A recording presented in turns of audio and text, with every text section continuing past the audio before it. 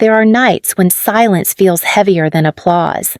We remember this one because no one in that ballroom expected the floor to shift. Diane Prescott did not raise her voice. She did not need to. The room already belonged to her. Lillian Prescott stood 3 tables from the stage, a champagne glass steady in her hand. She was not there as an executive, not as a successor, but as something Diane had already decided to write off.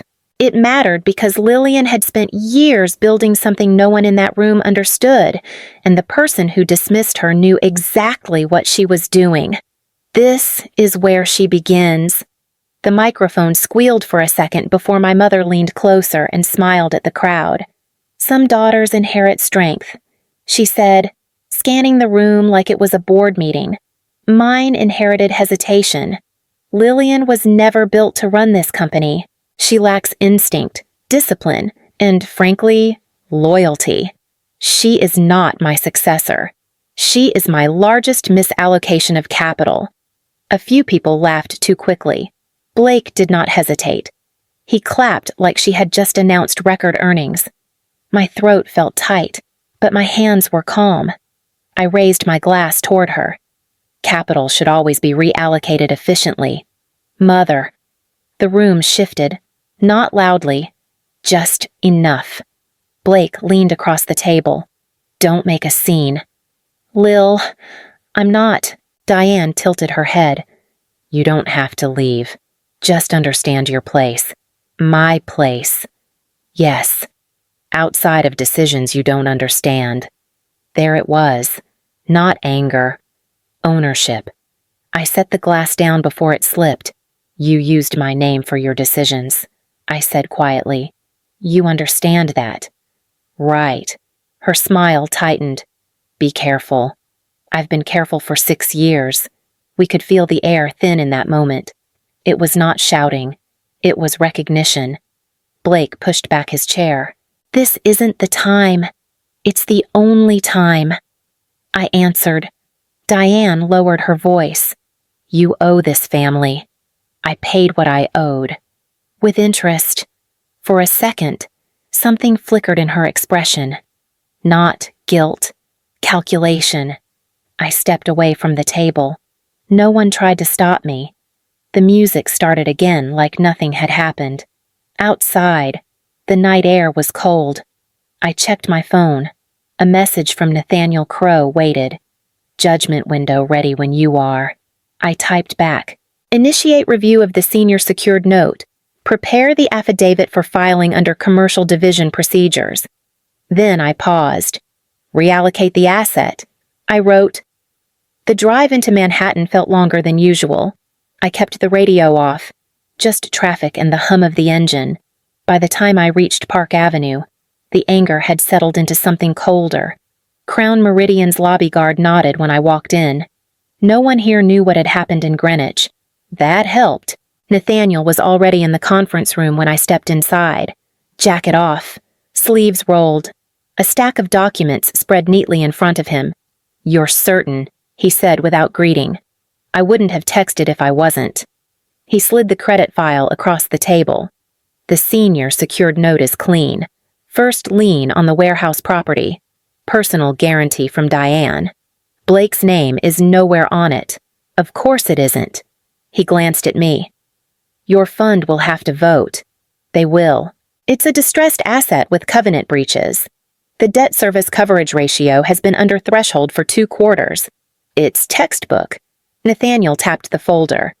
You're not doing this for textbook reasons. I leaned back. The limited partners see numbers. I see history. Both work. He didn't smile. The purchase price at 71 cents on the dollar means roughly $3,270,000 in capital deployment. That's not symbolic. Once we acquire it, you become the senior secured lender.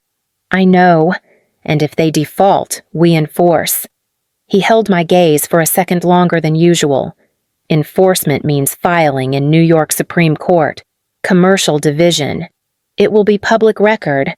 I'm not hiding. A quiet pause. The city noise faint through the glass. Does she know you're involved? He asked. No. And Blake doesn't read loan agreements. He celebrates them. Nathaniel gathered the papers and aligned the edges carefully. All right. I'll circulate the investment memo to the limited partners. Once approved, Crown Meridian acquires the note. After that, every move is procedural. I stood up. Procedural is fine. He stopped me at the door. Lillian, once this transfers, she's no longer just your mother. She's your borrower. I nodded. That's the point. I found out about the accounts in a leasing office that smelled like cheap carpet cleaner and burnt coffee. The woman across from me kept her voice polite. Too polite. I'm sorry. Ms. Prescott. With a credit score of 548 and 3 charge-offs. We can't approve the application without a co-signer. I blinked at her. That can't be right. I've never missed a payment. She turned the screen slightly toward me. There are 3 revolving accounts. Total exposure $113,200. And a personal loan for $62,000. My stomach dropped. The addresses listed were all in Greenwich, my mother's estate office. I walked out without arguing. Sat in my car for 10 minutes, staring at nothing. Then I called our corporate CPA. Hi, this is Lillian Prescott. A pause. Papers shuffling. Of course. What can I do for you? I need copies of any personal accounts opened under my social security number that reference Prescott corporate addresses. Silence. Too long. That would require authorization. You have it, I said quietly. You've had it. Another pause. Then, softer. I'll send what we have. By that night, the emails were in my inbox. Routing confirmations, digital signatures. My name typed neatly under loan agreements I had never seen. An internal message from Diane to the CPA temporary allocation for Blake. Lillian won't question it. I drove to Greenwich the next day. My mother was in her office, reviewing quarterly numbers. She didn't look surprised when I walked in. You should have called. You opened accounts in my name. She didn't deny it, just leaned back in her chair. It was temporary. It's $175,000 in debt. Blake needed liquidity. The family needed stability, and I needed my credit. She folded her hands on the desk. You live in Manhattan. You work in finance. You understand leverage. That wasn't leverage. That was fraud. Her expression hardened. Be careful with that word. You used my social security number. You are my daughter. It's internal. I laughed. Not because it was funny. It's not internal to the credit bureau. She stood then, voice low. You will not take this public. Do you understand me? Blake appeared in the doorway, leaning against the frame like this was a minor inconvenience. Lil, relax. It's temporary. I'll flip the investment and clear it. You've been saying that for 2 years. He shrugged. You're not using your credit anyway.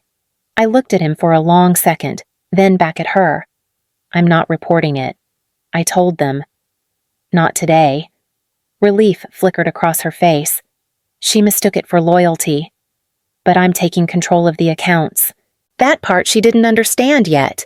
I changed every login that night, switched billing to paperless, set automatic minimum payments, every month. I paid what they had borrowed, not to protect them. To preserve the record, the investment memo went out on a Tuesday morning. By Thursday, all 3 institutional limited partners had approved the acquisition. Prescott Cold Chain was a textbook distressed credit opportunity with breached covenants and declining earnings before interest, taxes, depreciation, and amortization. On paper, the risk was calculated, the debt was secured by prime real estate. Nathaniel called around noon. Funds are wired. Crown Meridian is now the lender of record. Good. Initiate step 1. I looked at the cold storage servicing agreement on my desk. It represented 38% of their annual revenue.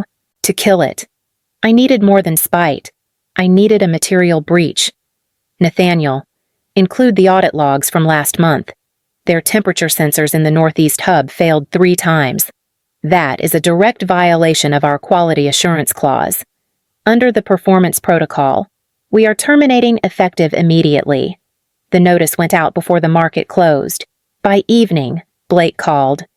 "What did you do?" "You just pulled almost half our volume. It was a business decision." "Blake, your facility failed a safety audit. I cannot risk my client's inventory on a failing infrastructure. Payroll hits next week," he snapped. "We have a $540,000 shortfall because of you." "No," I said, looking out at the Manhattan skyline. "You have a shortfall because you stopped maintaining your assets. You lost your debt service coverage ratio threshold 2 quarters in a row. I am simply reacting to the data. You're doing this on purpose. I am exercising my rights as a client and a creditor. Read the agreement, Blake. For once, try to keep up." I hung up. Across town, the dominoes began to fall as suppliers tightened credit terms. The squeeze had begun. 3 days after the non-renewal notice, Nathaniel walked into my office with a thin folder and a look that told me Prescott's cash flow was tightening faster than they expected. "They've started calling alternative lenders," he said, placing the file down. "Short-term, high interest. They are desperate for a bridge." "Good. Let them feel the air get thin." "Iron Vale is ready," Nathaniel continued. "It is a fully formed entity with a separate managing member and clean corporate records. Crucially, we have registered Iron Vale with a Manhattan business address. To ensure New York jurisdiction for the enforcement, the signing will take place at our Midtown office. Iron Vale Holdings Limited Liability Company existed on paper only a week ago. Now it had its own bank account, its own registered agent, and no visible link to Crown Meridian." Nathaniel opened the draft term sheet. $1,200,000 bridge loan, interest at 14.75%, 60-day maturity, corporate borrower only. We have included a confession of judgment compliant with New York Commercial Division requirements. Since the loan is strictly business-to-business and executed in Manhattan, the court will accept the filing without hesitation. I skimmed it slowly. Personal guarantee. Yes. Diane Prescott signs individually. This bypasses the corporate shield. She will assume she can refinance before maturity, I said, my voice flat. She will assume she can negotiate after default, Nathaniel corrected quietly. She thinks she is playing a local game. She does not realize this is a New York execution. That afternoon, Blake called again. "You know we are short $540,000 for payroll. Vendors are tightening terms." "I heard. Mom is exploring a bridge facility. We will get through 60 days, refinance, and cut you out. That is the plan." "Yeah. We found a lender called Iron Vale. Aggressive, but they have the cash." There was a small part of me that wanted to warn him, not out of kindness, but because the sheer incompetence was painful to watch. Iron Vale's terms are standard for distressed credit. I told him, "If you are looking for liquidity, you should sign quickly. For once, try not to make this about you." He snapped and hung up. Nathaniel watched me from across the desk. "You still have time to step back." "Lillian, I stepped back 6 years ago. This is just the ledger catching up." That evening, the term sheet landed in Diane's inbox. The lifeline had been delivered, and with it, the hook. They signed faster than I expected. Nathaniel forwarded the executed documents with one short line, guarantee included, confession properly notarized. I stared at Diane's signature for a long moment. Same handwriting, same sharp angle on the last letter of her name. The funds moved the next morning. $1,200,000 wired from Iron Vale into Prescott Cold Chain's operating account. Clean, legal, documented. Blake called that night. "Voice lighter. Told you. We secured liquidity. At 14.75%. Temporary. 60 days. We'll refinance. Have you read page 14? A pause. Mom handled legal. Of course she did. Weeks passed. Through the receiver feed and public filings, I watched receivables slow and vendor terms tighten. The warehouse expansion was still bleeding cash. Debt service on the senior secured note loomed over everything. On social media, Blake posted a photo of a new watch. Built, not inherited. The caption read, I saved the screenshot. Not out of spite. Habit. Nathaniel stopped by one afternoon with coffee and a thin folder. Day 32, he noted. Interest accruing. No principal reduction. They're spending operating cash. They believe they'll refinance. They always believe that. He hesitated. You're steady. I've had practice. Day 58. My phone rang again. Diane this time. Her voice was controlled. Iron Vale's counsel needs to grant a brief extension. The note is 60 days. Market conditions shifted. The maturity date did not. A small exhale on the other end. You're enjoying this. I'm enforcing a contract. You're my daughter. And you're my borrower. Silence. Thick, but quiet. Day 60 came and went without payment. Day 61. At 9:17 in the morning, Nathaniel filed the confession of judgment in New York Supreme Court, Commercial Division. By mid-afternoon, account restraints were in place. The clock stopped. Not loudly, just decisively. Nathaniel didn't dramatize it. It's entered, he said over the phone. Judgment filed and docketed at 9:17. We've served notice. Receiver petition submitted. I was at my desk, staring at the city through the glass. How fast account restraints already active. The bank complied within hours. The receiver should be appointed by tomorrow morning.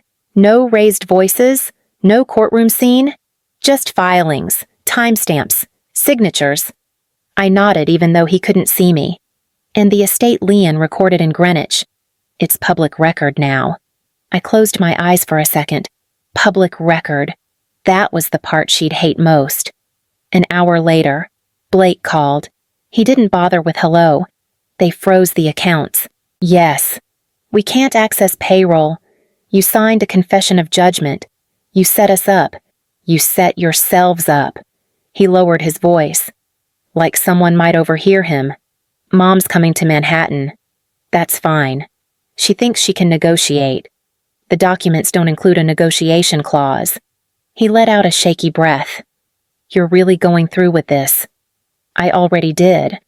When the call ended, I sat still for a moment. My hands were steady. My pulse wasn't racing.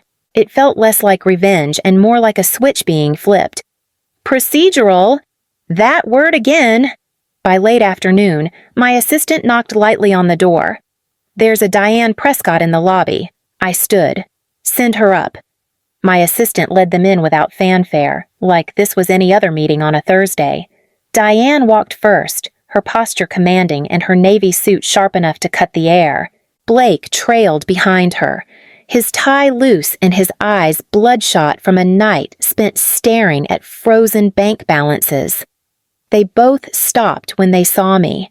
Diane's gaze moved over the glass walls and the Manhattan skyline before landing on the table set with 3 manila folders and 2 pens. Then it settled on me. So, she began, her voice calm and conversational. This is where you have been hiding. I haven't been hiding. Blake took a step forward, his voice strained. Where is the owner of Iron Vale Holdings Limited Liability Company? I did not look at him. You are looking at her. His mouth opened, then closed. Diane's expression barely shifted, but her eyes narrowed. Iron Vale is yours. It is controlled by my firm. I corrected. And Crown Meridian Capital now owns the senior secured note on Prescott Cold Chain Logistics. She set her purse down with a careful, deliberate motion and took the chair across from me. Blake stayed standing behind her, arms crossed, trying to project a strength he no longer possessed. Diane's tone remained even. You pulled the contract. You forced a liquidity event. Then you offered a bridge loan with a confession of judgment. You knew we would take it. I knew you would take it if you were desperate enough and proud enough to believe you could outmaneuver the paper. I replied. She leaned in a fraction. You leveraged your own mother. I nodded once. You leveraged your own daughter first. For 6 years, Blake snapped. You run a fund. You are fine. You act like you are a victim while you sit in a skyscraper overlooking Park Avenue. I turned to him. My credit score was 548 because you and Mom decided my identity was a corporate tool. I was denied a basic apartment lease because of $175,000 in debt you ran up in my name. Nathaniel stepped in then, sliding the first folder toward Diane. Judgment entry time was recorded at 9:17 this morning in the New York Supreme Court. Commercial Division. Your operating accounts have been restrained. Vendor payments are halted. Payroll is halted. The court-appointed receiver is prepared to assume operational control immediately. Blake's face went gray. A receiver. You cannot do that. The loan documents allow it, Nathaniel said flatly. You waived the right to a trial when you signed the confession of judgment. I pushed the second folder, the thickest one, across the table. It landed with a heavy thud. Diane did not open it right away. Stop doing what? Lillian. Stop protecting the family legacy. Her eyes were hard. Stop the fraud, I said. Nathaniel spoke for the record. This folder contains the audit trail. We have the internal routing logs from your corporate certified public accountant. They include your direct written instructions to allocate Blake's failed venture losses to Lillian's social security number. We have the emails where you stated that Lillian would not question it. This is no longer a family dispute. Diane, this is wire fraud and conspiracy. Blake stared at his mother. Mom, what is he talking about? Diane did not look at him. She scanned the documents, her fingers tightening around the edge of the folder. Nathaniel added, If you challenge enforcement, these materials become discoverable. If this reaches federal authorities, prison is a mathematical certainty. Diane closed the folder slowly. You would drag your own family through a federal investigation. I am offering you a decision. I said. Option 1. You fight. The record grows wider, and the fraud becomes public. Option 2. You sign a voluntary transfer of equity. You step down as chief executive officer and relinquish control of the company to an employee trust. You walk away with your freedom, but without the crown. Blake's voice rose to a shout. You cannot take the company I already did. I said. The note gave me control. The confession of judgment gave me speed. Diane sat back, the stage lighting finally stripping away from her face. And what do you get? My name back. The room went silent. Diane reached for the pen. Blake grabbed her wrist. Mom. No. She pulled her arm free with a cold, sharp finality. Enough. Blake. She signed the first page, the second, and the acknowledgement. When she finished, she set the pen down exactly where she had found it. You could have inherited this, she said, her voice sounding smaller than I had ever heard it. You made sure I would not. She stood, adjusted her jacket, and walked toward the door. She paused at the threshold. This makes you powerful. Lillian, it makes you just like me. I looked at the signed pages. It makes me free. The receiver was appointed 2 days later. Prescott cold chain did not collapse. It shifted. Operations continued under court supervision, and payroll resumed once the receiver verified the cash flow. Drivers still showed up at dawn, and the warehouse lights remained on. Nathaniel met me in my office with the finalized restructuring documents. The employee stock ownership plan is drafted. To ensure the company's survival, Crown Meridian has executed a debt-for-equity swap. We are forgiving the $1,200,000 bridge loan and reducing the interest on the senior secured note to 1% in exchange for the majority equity transfer into the employee trust. The board is reconstituted. Nathaniel continued. Diane has resigned, and Blake is removed from any executive capacity. However, his personal guarantee remains enforceable for the remaining debt. I nodded. File it. The announcement went out the following week. There was no press conference, just an internal meeting in a warehouse conference room in Connecticut. I stood in the back while the receiver explained the transition. Maria, a senior supervisor who had been with the company for 15 years, raised her hand. So, we are not shutting down. We own this now. Correct, the receiver assured her. The company will operate under employee ownership. Your jobs are secure. A murmur moved through the room, not of cheering, but of profound relief. Later that evening, Diane called. I heard what you did. You gave it to the employees. I told you I was not trying to destroy the legacy. Mother, I was just removing you from it. You did not take the house, she noted, her voice sounding smaller than I had ever heard it. I do not want your house. I have my own. When the call ended, I looked at the city lights. The company still existed, but for the first time in 32 years, it was honest. I didn't go back to Greenwich. Not for the house. Not for the office. Not for closure. A week after the transfer was finalized, I drove up to Rye alone and stood in front of my grandmother's grave. The grass was uneven. Someone had left fresh flowers that weren't mine. I kept the company alive. I said quietly, just not the way she wanted. The wind moved through the trees. No answer. That felt right. On the drive back, my phone buzzed once. A message from Maria at the warehouse. First week under employee ownership. Smooth so far. Thank you. I read it twice, then set the phone down on the passenger seat. That night, back in Manhattan, I opened the secure folder labeled Atlas. 6 years of statements, routing logs, internal emails, evidence I had guarded like armor. I hovered over the delete key. You're not my miscalculation, I said out loud, though she wasn't there. Then I deleted the file. It didn't feel triumphant. It felt lighter. For a long time, I thought survival meant being sharper than the person who hurt you, harder, colder. That was Diane's version of strength. Mine turned out different. Lillian Prescott didn't win. She stepped out, and if this story stayed with you, stay with us too.